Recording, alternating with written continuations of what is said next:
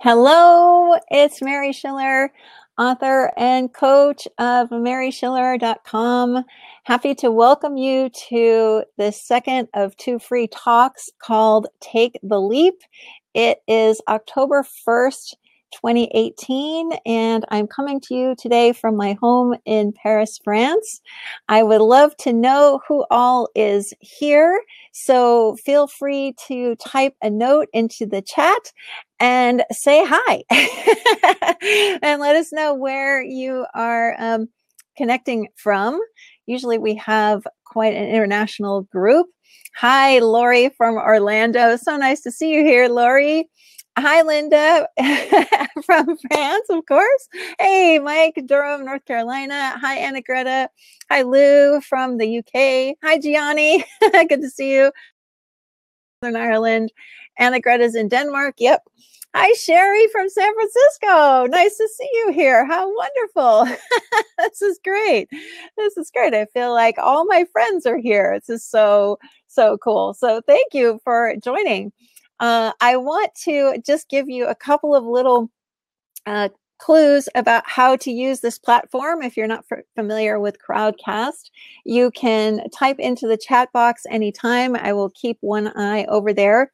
If you want to ask a question, it would be great if you could use the Ask a Question feature there just to the left of the chat, because then on the replay, there will be a little marker there so people can see the questions and then they can see where I have answered them if they want to just jump right to that part of the replay. So I think that's about it.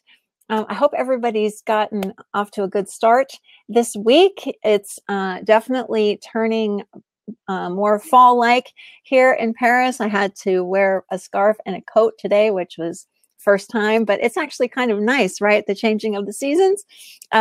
Being a native Californian, and from where I was living in California, we didn't have a lot of change of seasons there. So I actually really enjoying this, and because the weather's not too severe here, it's really nice.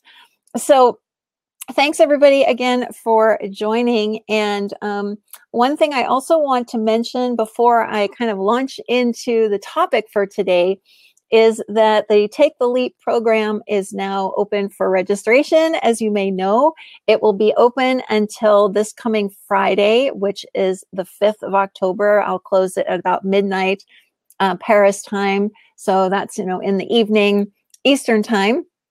If you register by this time, by about 6 o'clock Eastern time tomorrow, which is the 2nd, you'll be entitled to a couple of really cool bonuses. One is an extra group call with me a couple of weeks after the program ends, and you can bring a guest for free. So if there's a special someone who you would like to bring into the program with you, if you sign up by tomorrow evening, you can invite them along for free as a gift from you and from me. And I've noticed that there are a few people here who have already taken the leap. Do you want to raise your hands in the chat box and let us know that you have been brave enough to take the leap? How awesome. Lou says, me. Lori, yeah, that's cool. That's really cool. Yeah, I'm so excited to start the program. The Facebook group is already open, and the program itself starts officially on Monday the 8th. It's a 3-week program that is audio-based, plus we'll have 2 sessions like this during the week where we can get together and chat about what you're all learning. So I would like to start this session today with a question for you. Hi, Jaspal. Nice to see you. So I have a question for you. In the call that I did on Friday, I asked what it would look like and what it might feel like for you to take the leap. And today, I'd like to ask you a question.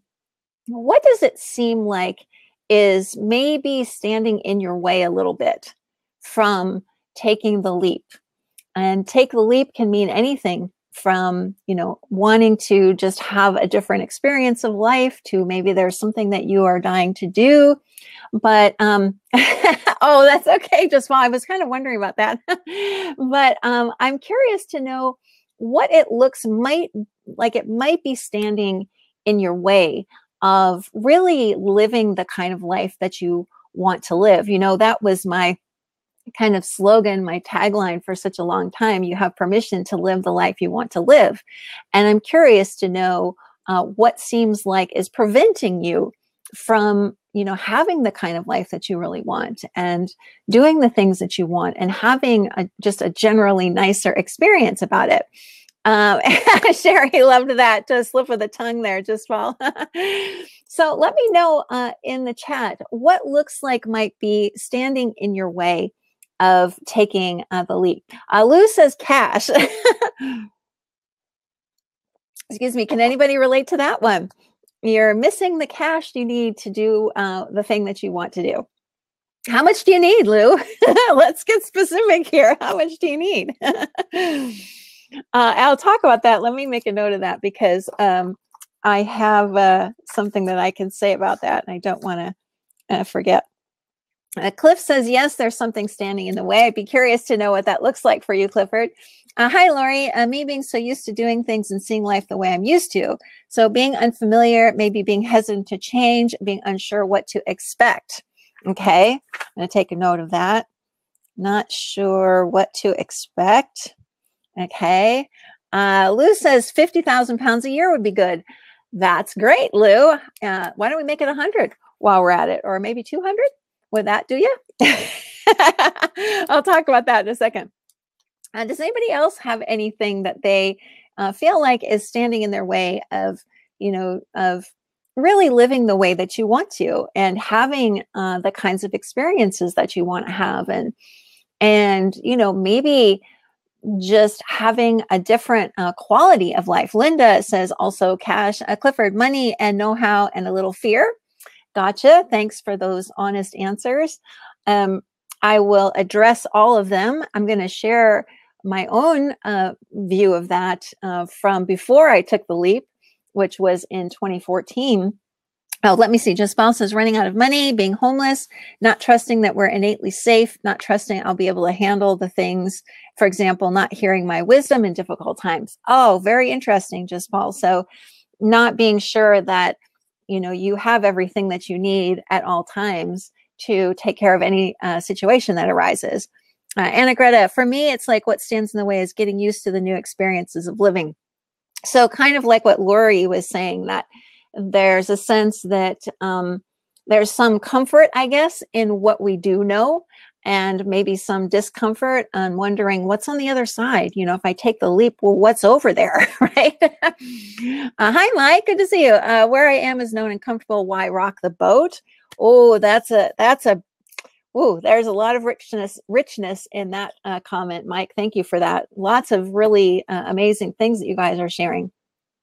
For me, back in 2014 and before that, there were a lot of things that looked like they were keeping me from living the life that I wanted to live. Thanks, Mike. Many of them were things that had happened to me in the past. So they weren't even current things, but they seemed like they were kind of living on in me. Can anybody relate to that? That, past events and in my case, it was some trauma that I had been through. And I thought that those things were permanently part of my experience. And so I thought that, they were always going to weigh me down. Let me know if that sounds familiar, like things from the past that seem to just sort of be hanging on, like, I don't know, like some kind of monster on our backs all the time. Things that we can't seem to, quote unquote, let go of. That was a big part of it for me, as well as, like some of you have said, I didn't really know what it meant to live in a different way. To me, life simply was what it was. Life was what it looked like to me. And I didn't really have a sense of how to kind of unravel that and see if there was anything else under there. Hi, Doug. You've taken the leap. Yeah. Opening to just knowing all is well anyway. Love that. Love that. So that was one thing that for me felt like was holding me back, were these things that had happened to me in the past that I couldn't seem to either let go of or experience in a different way, or I tried all different kinds of things to, help me see it differently, and none of that was working. And then there were also things that were happening at that time.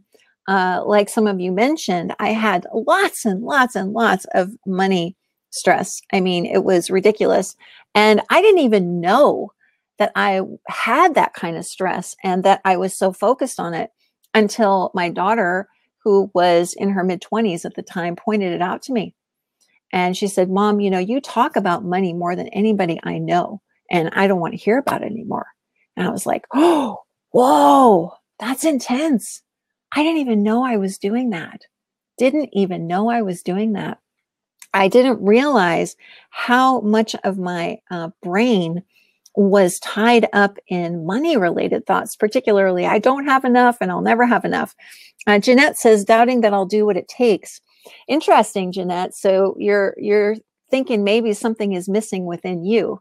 That's interesting. Hi, Gianni. I found it hard letting go of negative feelings from my past.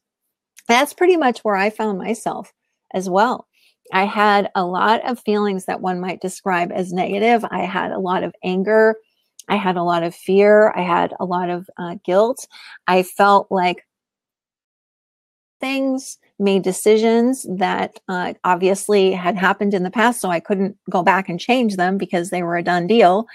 And so all of these things put together, plus a whole lot more that I'm not even going into, really seemed like a big wall in front of me, like impenetrable. And it wasn't like you, I'm sure. It wasn't like I hadn't tried to break down that wall and, see if there was something I could do to, fix and change my experience. I had tried a lot of different things to do that, and it was still there. It was still there. So it was, what I would call sort of tangible things, like events in my past and money and things like that. And then also, like Gianni mentioned, a lot of feelings that I had that seemed to continually crop up and continually look to me like I was powerless over them. And these two things, not just for me, but for you and for a lot of people, cause a tremendous amount of suffering. If we are looking at events and situations and circumstances as permanent and as unchangeable, and, well, that's just the way it is. I don't have the money, that kind of thing. Or I don't trust myself to do this. We start looking at things from that angle, and we start looking at feelings as having this immense power and control over us. And it can really, really look real to us that we can't do whatever it is that we want to do. So let me go back to some of the things that you were saying. So several of you mentioned money as a reason why you feel you can't move forward.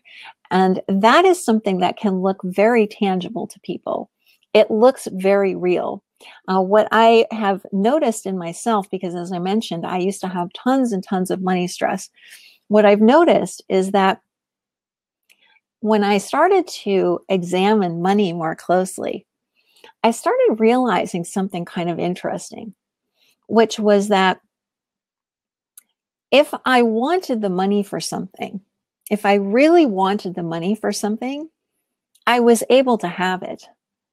Like, for example, when we wanted to move over here, we needed a certain amount of money in our bank account in order to show it to the immigration authorities. And we knew how much we needed, and we didn't have it. And I said, you know what? We need that amount of money in the bank in order to make this move. And I know that there's going to be a way for it to show up. I don't know what that is, but I'm going to wait until something comes to me to do. And wouldn't you know it? As soon as we needed that amount of money in the bank to show the immigration authorities, it was there. It was absolutely there. And it didn't take a lot of effort to get it. It was a series of things, decisions, listening to, inspiration and acting on that. And then voila, there it was. And I've noticed in the past that even when things looked really desperate to me, money-wise, like when I was living at the poverty line, literally, I still was able to have the money that I needed to pay the bills and to buy food. Even if it was just barely, I was still able to do it. And I started realizing, it seems to me that money is no different from anything else that we need, like air, for instance, that it's simply here. And all we have to do to have what we need is to recognize that we have what we need. And I know that that sounds really simplistic. Oh, hi, Mimi. My husband and kids need me. That's one thing that seems like it's holding Mimi back. So if money looks like a reason for you not to do something, I'd like you to, just for sake of argument, kind of flip it around and ask yourself, I want to do this thing, so how could I pay for that? And make the plans to go do the thing. Like if it's, I want to take a trip around the world, start booking your tickets and the money to pay for it will start to emerge. I am not joking. This is how it seems to work. It seems to work like this. We have a desire to do something, and then the resources become available to us. We listen to ideas that come to us and we act on them, not the other way around. Not, oh, I have to wait and wait and wait for this money to show up, and then I will make a decision about, finally taking that trip around the world or whatever it might be for you. It's no, I'm committing to taking the trip around the world, and I will figure out the money part as I need to. So that simple, relatively simple shift in the way I saw money has changed everything for me. I had a friend of mine actually ask me, how are you able to travel so much? And I realized, well, I just make the plans to travel, and then I figure out, how to earn the money to cover it. That's all I do. And I do. And then the money arises to pay the bill. And so that seems like a simple shift, but it's been massive. And that happened because I wanted to see money in a different way. Part of my taking the leap 4 years ago was I want to see money in an entirely new way. I was tired of living with that sensation of scarcity, of not feeling like I had enough ever, like, always worrying about where it was going to come from. So a major part of my leap into life was committing to seeing and experiencing money in an entirely new way.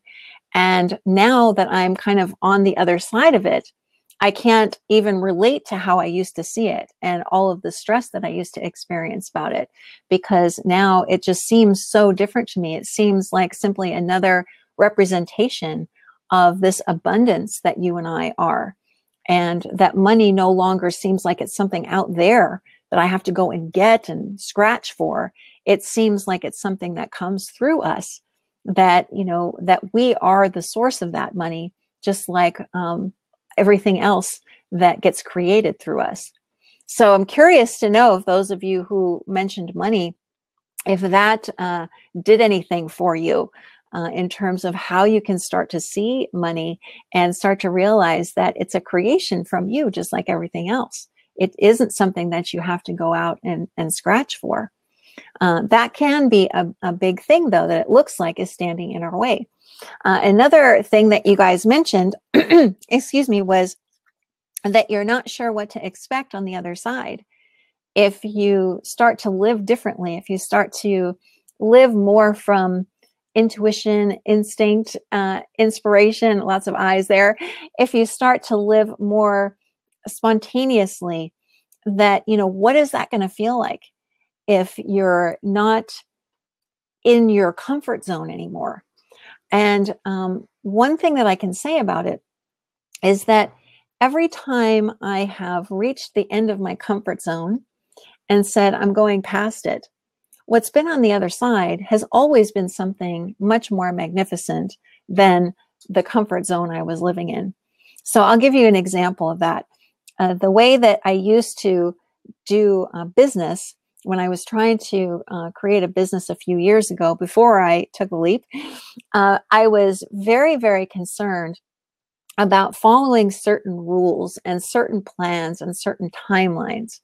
I was kind of obsessed with doing everything in a certain order that people had told me I was supposed to do in order to have a successful business. And as a result of that, my business went nowhere. It was so time consuming, and it wasn't bringing in any money at all. It was just like a total drain on me in every sense, time, energy, everything. It wasn't very fun, and I just didn't like it. So I gave up.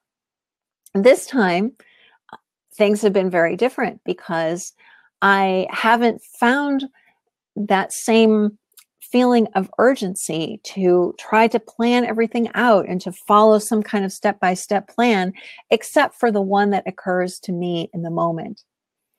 And some of you may use the word trust. Is that sounding like what it looks to you like? You need to learn how to trust yourself more. You need to experience a few things so you can trust that you'll know what to do. Let me know if that's kind of where you're coming from. Because from my side, it looks like trust is irrelevant. Doug says yes. Okay, good. I'm glad you said that, Doug. To me, it looks like trust is irrelevant. It looks to me like we are living and breathing in this sea of everything that we could ever need, anything we could ever want. Jeanette says yes. And it's literally like everywhere. Like, I wish I could give you a visual of what's in my mind right now, but it's literally like this space is just glittering with everything we could ever need or want. We don't have to even hardly move a muscle to get it, except to go like this and pick it up. So there's nothing that we need to trust because it's already here. Terry says, when you know who you are is okay. When you know who you are is okay, there's no need for trust. Exactly. So we're already in this this space where everything already exists for us. It's already here. It doesn't get sort of manufactured somehow, or I don't know what the word is that I'm looking for. It's not like what we need needs to be conjured up. It's already here. So to me, it looks like, trusting that we will know what to do or that we will have what we need seems like a waste of time. It's like trusting that this pen will fall if I drop it. I don't need to trust that that will happen. I know that that will happen. And one way you can test this for yourself around money too, or anything that it looks like you need to trust in order for it to occur, is to look back on your own life experience. Look at times when you needed a certain amount of money, when you needed somebody to do something for you, when you needed a solution to what looked like a major problem or even a small problem, and what happened? What did a solution come to you? Did some money show up somehow? Did you get an idea for how you could earn it? So let me know in the comments. Can you think of an example, or maybe many examples of instances like that, when you were looking for an answer to something and an answer came to you? Doug, is knowing we are whole and complete includes money? Exactly. Money's not separate. Money is one of these glittering jewels that's all around us. It's just part of the same beautiful, abundant space that we are part of and living in, and that has everything for us already that we could ever need. Terry, who we are is already complete and whole, nothing to add to be okay. Now let's play. I love that, Terry. So yeah, that's a good point too, because when we can start to look for examples of this to kind of prove it to ourselves, then it's really freeing, because you're like, right, every time I've needed an answer to something, it has shown up. And that means that I don't have to spend my time worrying about that anymore. I don't have to spend my time trying to trust that everything's okay. I mean, I could give you a million examples from my own life about, how an answer has occurred to me. Let me get to Mike's question. So I need to trust myself. No, trust is not necessary, Mike. It's like saying I need to trust that the sun is there, even though I can't see it right now because it's getting dark. There's no trust involved. It's a certainty that comes from simply, I mean, just like whoever it was who, figured out gravity, or whoever it was who, figured out anything relating to physics or science or whatever. It's experimenting and going, oh, right. Every time I've needed an answer to something, I've gotten one. Every single time. I can't honestly think of a time in my life when that has failed. It hasn't always been what I expect. And I think that's where we can get into some difficulty. Somebody mentioned that word. You don't know what to expect. I forgot who it was. I'm sorry. But sometimes the answer isn't what we expect, but it is an answer. Hi, Mimi. Is needing something the same as just wanting something? Because yes, when I really need something, it appears, but not when I want it. At least it's what it looks like. That's a really interesting question, Mimi, and I'm pondering it because I think where we can get a little tripped up here is in wanting something because we think it's going to change the way we feel, or it's going to make our life better somehow. That's where I was before I took the leap. I was looking at circumstances. I was looking at my past. I was looking at feelings, and I desperately wanted them to be different. I wanted something because I thought it was going to help change my experience. And what I'm about to say is a huge feature of the Take the Leap program, which is that when we can turn away from the notion of wanting our experience to be different, that is a major game changer. Because when we keep wanting something to change because we think it will lead to a better feeling, better life, a better anything, we're kind of locked in this endless loop. And that endless loop isn't telling us anything that's true, because we don't need anything at all to have a wonderful experience of life. We're already in a wonderful experience called life, no matter what it may look to us at any given time. So if we're wanting something in order to blank, even if it's kind of subtle, we're really missing the point here. We're free to want anything. We can want anything. If it's attached to some sort of expectation or an agenda, then that's when that suffering feeling starts to come in. And we don't have to go in that direction. We can, turn our inner gaze away from that and see that we need nothing. So we're free to want anything. Let me know if that makes sense, Mimi. Oh, good. Thank you. Thank you for that. So, I'm thinking again about where I was a few years ago and how much I wanted things to change because I thought that that was the ticket for me to have a better life. I was so incredibly, as I may have mentioned on the other call, I was so incredibly desperate to have a different experience. I was willing to do anything, even experiment with some kind of time machine to go back and change the past. And obviously that wasn't going to happen. Terry, our well-being is not dependent on things we might want. That's exactly right, Terry. The unfortunate thing is that a lot of us look at life that way.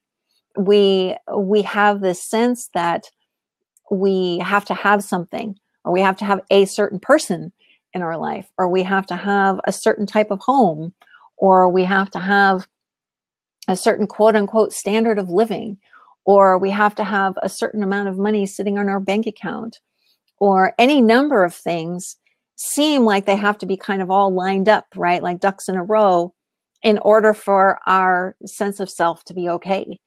And on top of that, like we were saying earlier, we have this idea that we have to trust ourselves and that we have to attract things and we have to be, living with a sense of abundance instead of scarcity mindset. And we have to do all of these things in order to have, here's the kicker, something we already have. Something we already have. We're chasing our tails. We're running in circles. We're doing. We're wanting. And everything we already want is already present. It's already here. It's you, it's me, it's everything, it's everywhere. And the reason I can say this with such certainty is because I have played with this idea and played with it and realized, well, where else would well-being or abundance or any of the things, where else would they be? Is there some magical place out there that I have to somehow find in order to have these things? Is there some place I have to go and hunt for new ideas to, let's say, make some money so that I can buy something? No, it doesn't work like that. So little is required of us as human beings. It's kind of amazing. We don't have to work at having new ideas. What do we do to have a new idea? One pops into our minds, just like that. We have the option to act on it or not act on it. And from where I'm sitting, I used to reject a lot of those ideas. I used to completely reject them out of hand, especially, as we were kind of alluding to earlier, if they seemed way outside my quote unquote comfort zone. And the difference in my life since I took this leap 4 years ago into a new way of experiencing life is I don't reject them out of hand anymore. Now I'm more often than not acting on them, and I'm seizing the day, as they say, carpe diem. And I'm living from that sense of spontaneity. And my life has completely changed as a result of living this way. Nothing looks impossible to me anymore because I don't see how anything could be impossible. If you and I are living in this and are part of this limitlessness, this spaciousness that human beings are, and we are literally surrounding and breathing in and out everything we could ever need, then what could possibly be impossible there? Mike, and then what is preventing us from seeing what you're talking about? That's a great question, Mike. Oh, I also see there's another question here, so let me check that out too.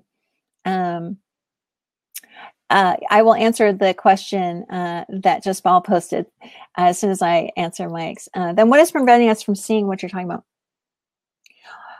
What is preventing that is that we are looking at a bunch of ideas that are so ingrained in our cultural conversation, in the self-help conversation, in the psychiatric and psychological conversation, things that have been accepted as truth that simply aren't.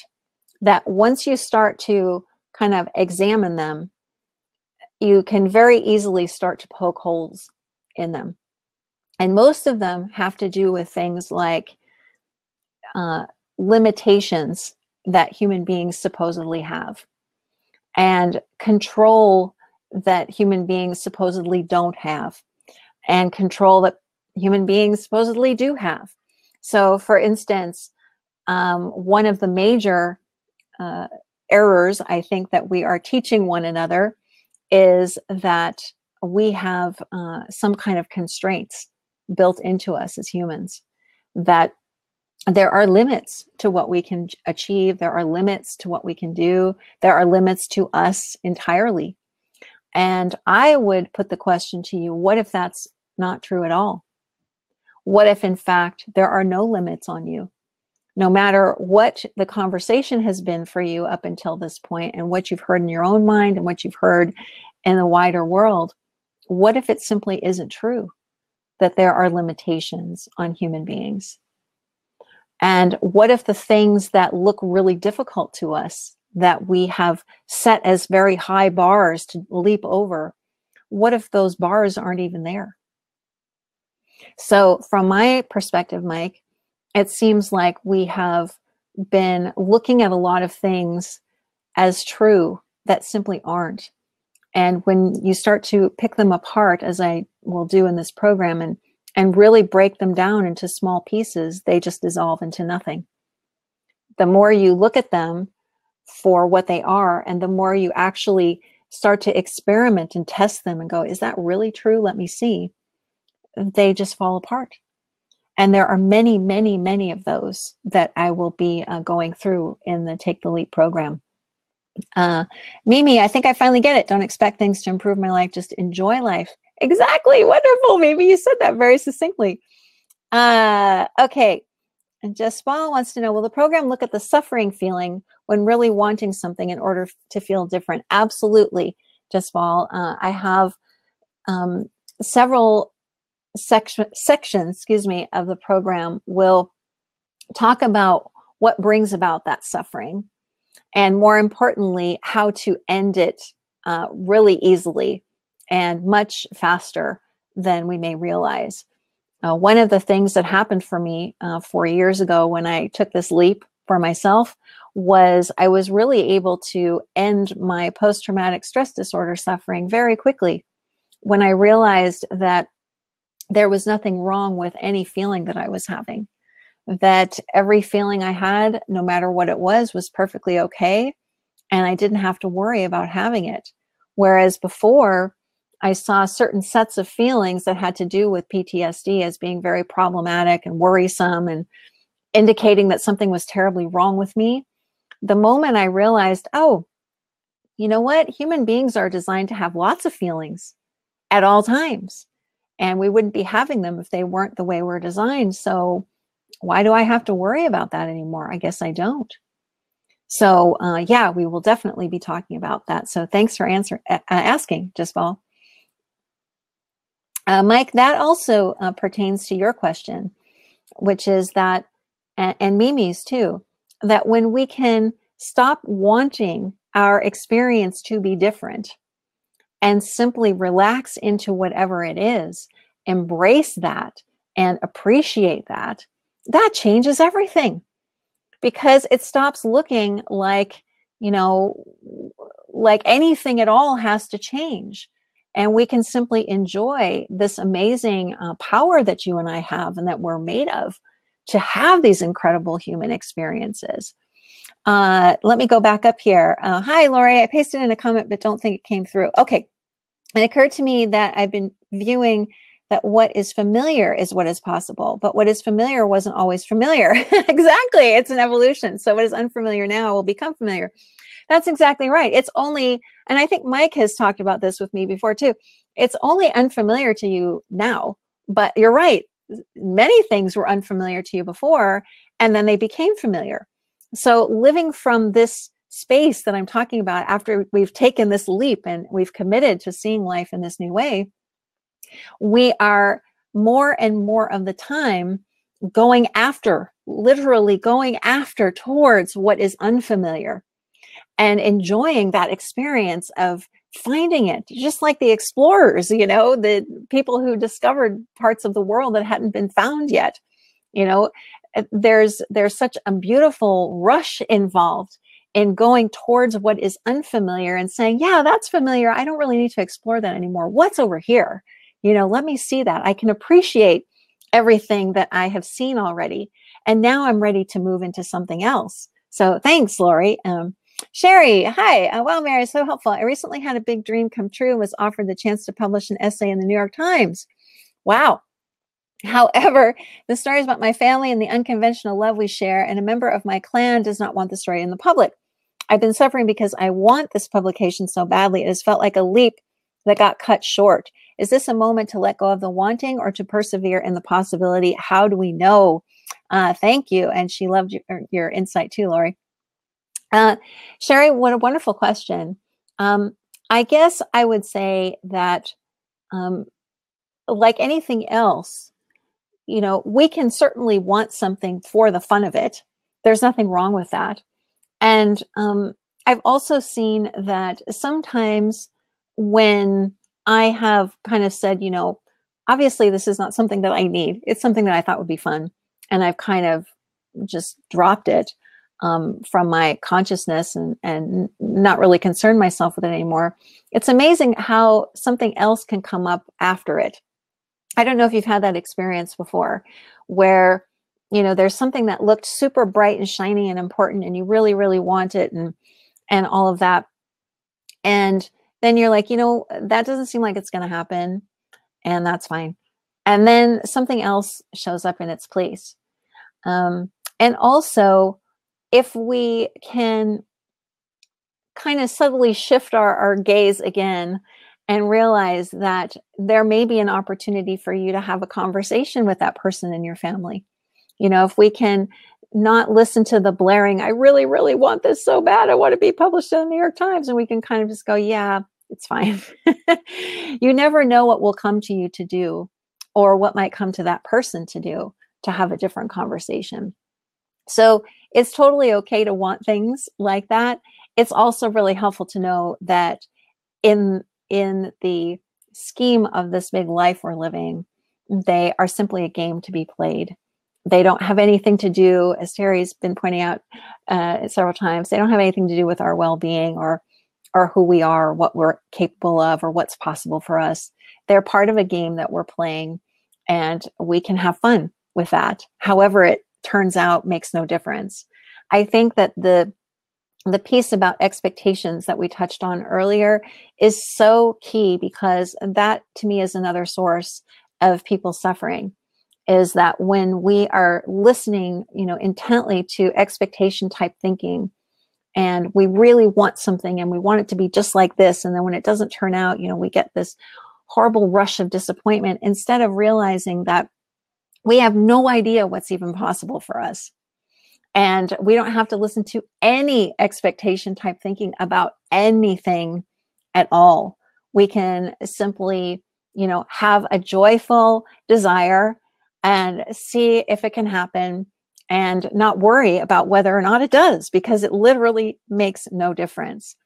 Oh, Doug, I'm glad this has been helpful to you. Thank you so much. Really appreciate that. Expectations are the biggest disappointments. Yeah, Mimi. And the thing is that when we can sort of, and this is also part of what it means for me to take the leap, is not listening anymore to expectations that come to mind, because first of all, I've learned that I'm almost always wrong and they're almost always limiting. You know, I can't even count how many times I heard an expectation about something and I was like, I don't want to go there. And then what actually occurred was so much more abundant and amazing than anything I had in my head originally. I'm sure that has happened to many of you as well. And so that's something, if you want to take something really tangible away from this talk, maybe one of many things I'm hoping you've taken away from this talk, but it would be to, if you have some expectation type thinking, don't worry about having it, because it's normal, but you don't have to kind of follow where it goes. You can just go, yeah, hi there, you know, nice to see you, and then go on your merry way and not really worry about that anymore.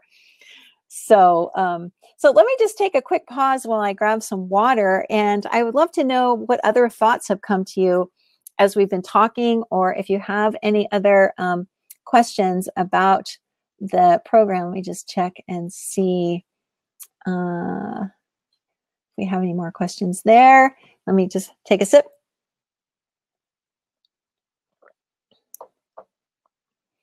So what else has come to mind in terms of the things that you said at the beginning that looked like they were standing in your way of taking a leap into a new way of experiencing life, or living the way that you would really want to, have any of those things that looked like they were barriers to you started to look a little less solid?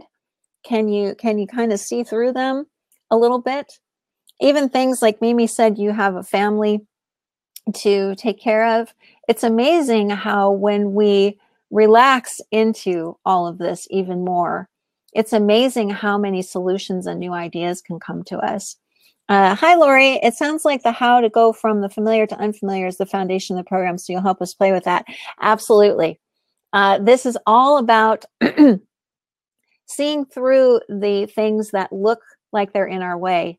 And then I call it take the leap, but it's more like falling gently into what's actually true and what's actually available to us, and relaxing into that. If you imagine, taking a leap, sort of like falling back into the most amazing, if you like water, swimming place that you can imagine, a lake or a stream or whatever it is, and just relaxing in that. That's more of the sensation that will occur when you join me for the program, which I know you have, so that's exciting. Absolutely, Gianni says, fog is clearing. Great, Clifford. Falling gently into what is actually true and relaxing into it. Yeah, exactly, Sherry. So, I think that the regular, I would say, cultural conversation is about, making it happen. And it's all very sort of forceful, and we have to plow through our fears, and we have to feel the fear and do it anyway. And we have to, just, it's all very driven like this with two fists clenched, And what I'm talking about is the complete and total opposite of that. It bears no resemblance to that at all. It is about recognizing some things that look really true, but actually aren't, and poking holes in those things that looked really true and going, oh, wow, that actually isn't the way things work. Whoa, that's important to note. And then having this experience of realizing that there is a lot that lies beyond those ideas that we have been listening to our whole lives that we thought were true. And when the fog clears, as Clifford says, looking at where we're standing and seeing what's actually there, that's sort of the clearing moment. And then taking the leap, or as I suggested a moment ago, kind of falling gently backwards into what's already here and what's waiting for us. So that is what we will do in Take the Leap. And I hope you've gotten some sense of that during this talk today as well. Does anybody else have any questions for me about anything, about what we've been talking about today, about the program itself? I'm happy to answer. Let me take another sip here.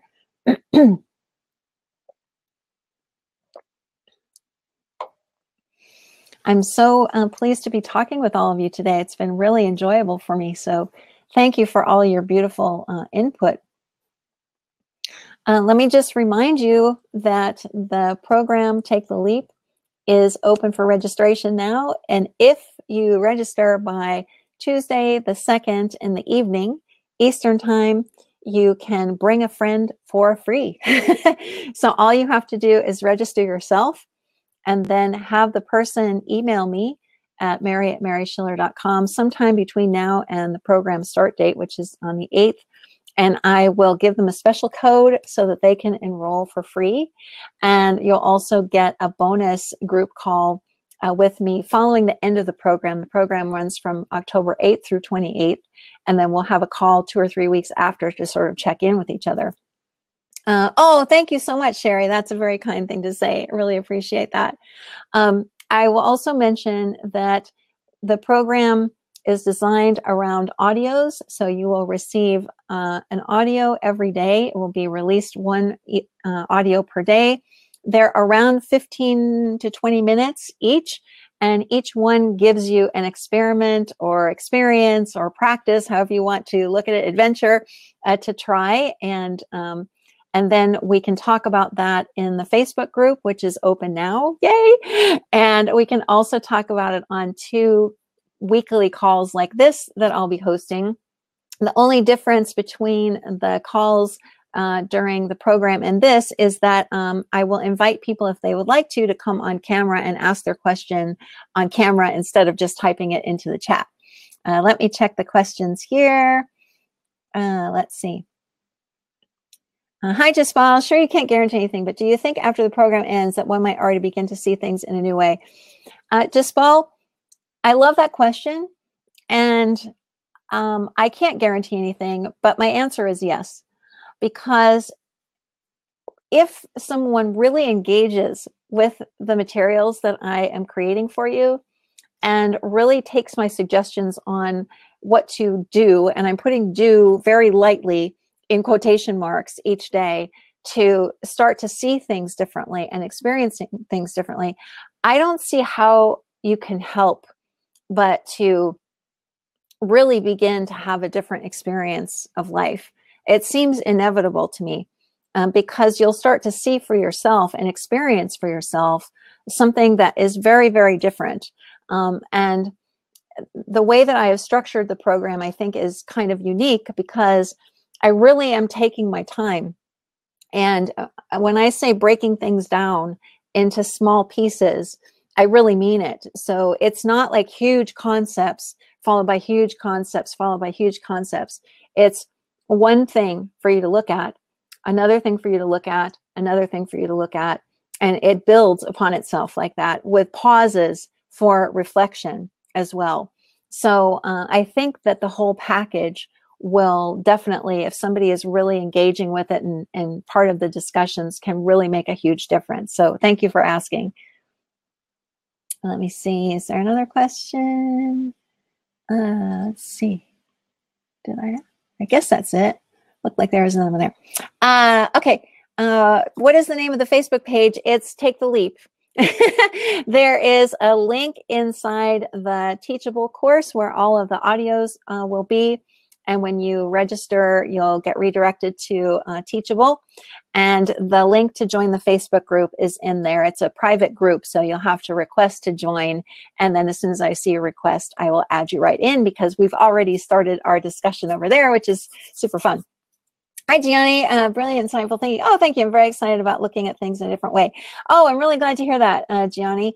You know, what's so interesting to me personally is that the things that I'm sharing in this program and the things that we've been talking about over these past 2 calls, they're not complicated. You know, they're actually pretty simple ideas. But the thing is, nobody's telling us these things, you know? I went my whole life living with a bunch of really weird misunderstandings about how I was actually experiencing life. And when all of those started to get cleared up and I started to see behind them, I was like, wow, you know, why didn't anybody tell me this before? Has anybody else had that experience? It's like, gosh, you know, if I had known that I didn't have to listen to, for example, any limited thinking around money, and that I didn't have to actually try to change that thinking, I could simply go, oh, hey, hi, how are you? And now I'm going to go, you know, explore this abundance that's available to me all the time. Gosh, you know, I would have had a very different experience of things. Yeah, you're all saying yes. I know. Oh, hi, Allie. I can't believe nobody told this sooner. I know. I think it's just because and this is not, you know, a slur or whatever around people who are in self-help and self-development, but I think that certain things sort of catch on and then we assume that they are true, but in actuality, they're not true. If you even take a few minutes to examine them, like I said, they start to just fall apart. So yeah, exactly. Clifford, absolutely. Me too. You know, I think that, even if I had the chance to talk to some of those people about the things that they are putting forth, and I, you know, would just ask them, well, you know, just ask a few questions about them, they too might be start to see, you know, gosh, is that really true? that I need to try to change my mindset? Or is there something even more powerful than that that has nothing to do with thought that I can access at will, that I don't even need to worry about whatever thoughts I'm having? I don't need to worry about any of that. That's simply part of being human, but that there's this whole other thing here that I can be accessing all the time because it's right here. I don't have to be concerned about what thoughts are going through my head. Mike, crazy beliefs. Anna Greta says, yeah. Mike, a lot of self-help beliefs and techniques turn out to be placebos. Once we feel better naturally, we don't need them. Yeah, and I want to be clear, too, that I'm not proposing a bunch of tools and techniques and things in Take the Leap. It's more like I'm asking you to experience something differently. So, for instance, I will ask you when you have a certain type of feeling or something to regard it from a different angle, not actually asking you to, memorize things or memorize some sort of processes or anything like that. So if you have any worries about that, you can set them aside. Mimi, to be honest, I might have been told, but I feel like it never clicked.